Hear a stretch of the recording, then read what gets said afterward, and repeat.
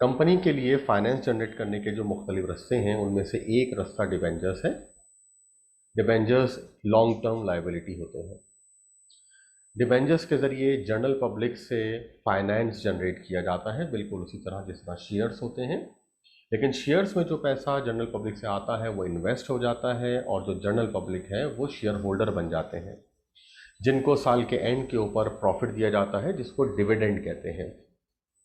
लेकिन डिबेंचर्स में जो पैसा आता है वो लाइबिलिटी बन जाता है इदारे के लिए, एक लॉन्ग टर्म लाइबिलिटी होती है और आफ्टर अ सर्टेन पीरियड ये पैसा कंपनी ने वापस करना होता है जनरल पब्लिक को। इस दौरान कंपनी इंटरेस्ट भी ऑफर करती है। ऐसे ही एक केस हमारे सामने है। एक सईद कंपनी है जो कि 1500 डिबेंचर्स बेच रही है और इसके ऊपर इंटरेस्ट ऑफर किया है 10% का, और ये हैं बेसिकली 100 रुपीज़ वाले डिबेंचर्स। जो इंटरेस्ट है ये चूंकि इशुएंस का मामला नहीं है, ये 1 साल के बाद अदा किया जाएगा, तो अभी हम जो रिकॉर्डिंग करेंगे वो इशुएंस की करेंगे। 1500 डिबेंचर हम इशू कर रहे हैं, तो ये जो 10% इंटरेस्ट है इसको फिलहाल कहीं भी रिकॉर्ड नहीं किया जाएगा। ये डिबेंचर इस वक्त 100 रुपए का है और ये 104 रुपए में ऑफर कर रहे हैं हम इस वक्त। ये पहला केस है। 104 रुपए इसकी मार्केट वैल्यू है और 98 रुपीज़ इसकी रीपेबल प्राइस है, यानी जब हम वापस करेंगे तो 98 के हिसाब से करेंगे। अभी जब हम उधार ले रहे हैं तो 104 रुपए के हिसाब से ले रहे हैं, वापस 98 के हिसाब से करेंगे। तो 104 रुपए जो है ये मार्केट प्राइस है और 98 जो है ये रीपेबल प्राइस है। डिबेंचर्स की एंट्री बनाते हुए हम हमेशा सबसे पहले बैंक को डेबिट करेंगे। ये बैंक हमारे पास से डेबिट होगा।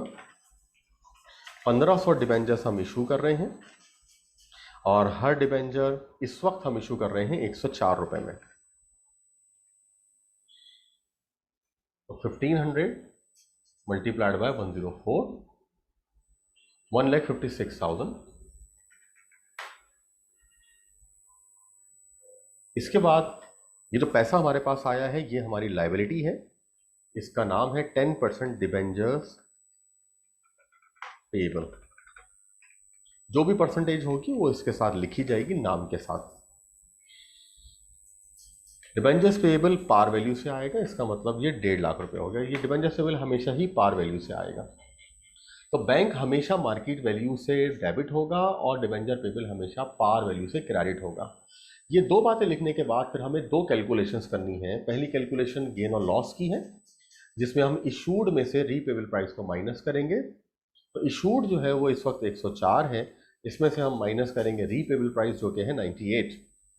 तो माइनस करने के बाद हमारे पास जो आंसर आ रहा है वो प्लस का 6 रुपए आ रहा है, जो कि है प्रीमियम। प्लस में आ रहा है इसलिए हम इसको गेन कहेंगे कि ये 6 रुपए का बेसिकली गेन हो रहा है और गेन को हम एंट्री में क्रेडिट करेंगे। ये पहली कैलकुलेशन हो गई हमारे पास। इसके बाद दूसरी कैलकुलेशन करेंगे प्रीमियम और डिस्काउंट की। हर सवाल में हमें दो कैलकुलेशन करनी होगी। रीपेबल इस वक्त 98 है, हम माइनस करेंगे इसमें से पार वैल्यू को जो कि है 100। तो यहां पर हमारे पास आएगा माइनस का 2, जिसका मतलब कि ये डिस्काउंट है और हम इसको डेबिट करेंगे यहां पर।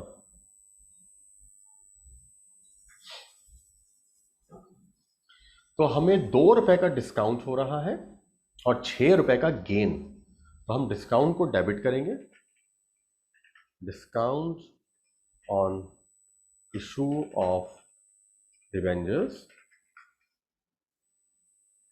1500 मल्टीप्लाइड बाय 2, ये डिस्काउंट हो गया 3000 रुपए।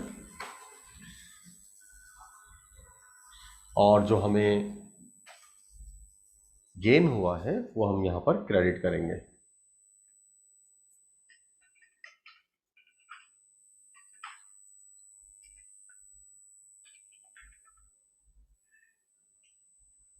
$1500 multiplied by 6, that makes 9000 rupees. Calculation अगर हमने करेक्ट की है तो ये एंट्री हमारी बैलेंस होगी, जो कि यहाँ पे 159 से बैलेंस हो रही है। नरेट कर देते हैं हम इसको। To record issuance of debentures with loss on issue and discount on redemption. ये पहली एंट्री हमारे पास बन गई।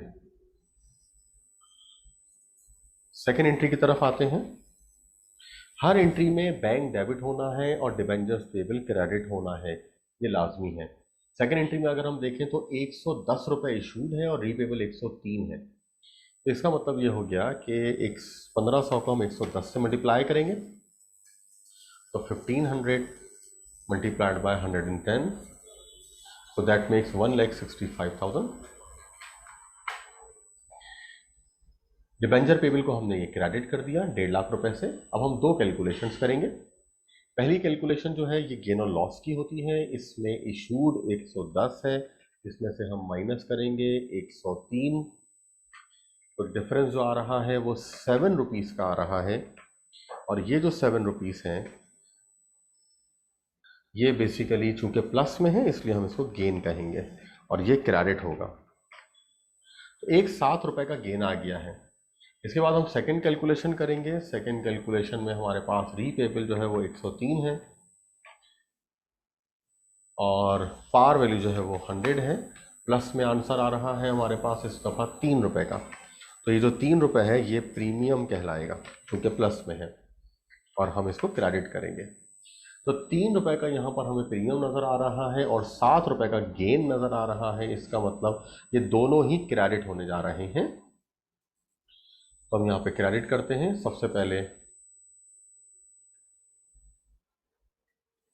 यहाँ पर हम गेन ले लेते हैं। Gain on issue of debenture 1500, जो गेन है यहाँ पर वो है 7 रुपए का और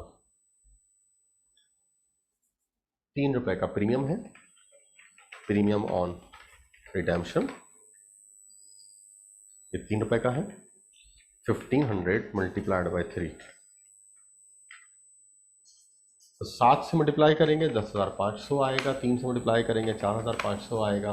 हम इसको टोटल करेंगे तो ये 1.5 लाख और ये 1,65,000 रुपये क्रेडिट में आ रहा है और यही डेबिट में भी है। इसका मतलब एंट्री बैलेंस है।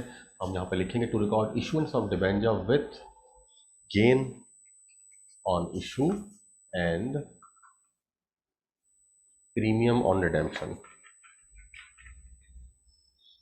नेक्स्ट एंट्री की तरफ आते हैं। Third entry. थर्ड एंट्री में हमारे पास इस दफ़ा 112 इशूड प्राइस है, मार्केट वैल्यू है और 115 जो है वो यहाँ पर रीपेबल है। तो 112 से हम बैंक डेबिट करेंगे तो 1500 multiplied by 112, that is 168। Debenture payable जो है ये हमेशा पार वैल्यू से होते हैं तो ये हमने यहाँ पे लिख दिया। इसके बाद अब थर्ड कैलकुलेशन हम यहाँ पर करेंगे। थर्ड कैलकुलेशन के लिए हमारे पास 112 है इशूड प्राइस और 115 है रीपेबल प्राइस, तो माइनस का 3 आ रहा है यहाँ पर। इसका मतलब ये बेसिकली लॉस हो जाएगा। लॉस को हम डेबिट करेंगे। इसके बाद यहाँ पर अगर हम देखें तो हमारे पास रीपेबल जो है वो 115 है जिसमें से हम माइनस करेंगे 100 रुपीज़, तो 5 रुपये प्लस में आ रहा है। इसका मतलब ये प्रीमियम है और हम इसको क्रेडिट करेंगे। तो सबसे पहले यहाँ पर एक 3 रुपये का लॉस हुआ है, तो loss on issue of debenture 1500 multiplied by 3, 4,500 और इसके बाद 5 रुपये का यहाँ पर प्रीमियम हो रहा है, premium on redemption 1500 multiplied by 5।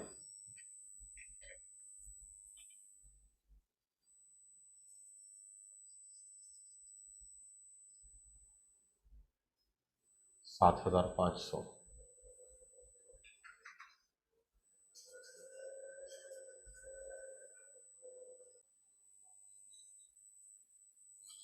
Premium जो हमने निकाला है ये 115 में से जब हम माइनस करेंगे तो ये 15 रुपये का बेसिकली प्रीमियम आएगा, जो कि हम यहाँ क्रेडिट कर रहे हैं। यही हम यहाँ पे 15 से मल्टीप्लाई करेंगे तो 1500 को 15 से मल्टीप्लाई किया तो यहाँ पर 22,500, तो ये हुआ 1,72,500 और यहाँ पर भी 1,72,500 to record issuance of debenture with loss on issue and premium on redemption. Fourth entry, again bank debit होगा, इस दफ़ा 108 और 100 रुपये है। बैंक को हम जब डेबिट करेंगे तो ये हमेशा मार्केट वैल्यू से होता है। 1500 को मल्टीप्लाई करेंगे 108 से तो ये हमारे पास आ गया 162,000। डिबेंचर पेएबल हमने क्रेडिट कर दिया है यहाँ पर 1.5 लाख रुपए से, ये हमेशा पार वैल्यू से ही होता है। दो कैलकुलेशंस चेक करते हैं यहाँ पर। पहली कैलकुलेशन 108 में से माइनस करेंगे हम 100 रुपीज़ तो 8 रुपए का गेन आ जाएगा जो कि क्रेडिट होगा।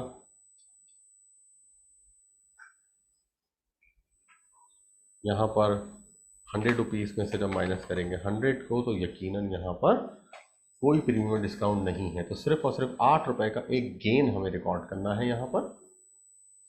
तो हम एक गेन रिकॉर्ड कर देते हैं, गेन क्रेडिट होगा।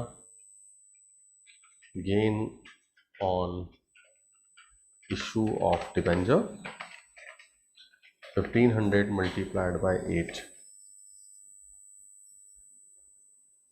12,000। To record issuance of debenture with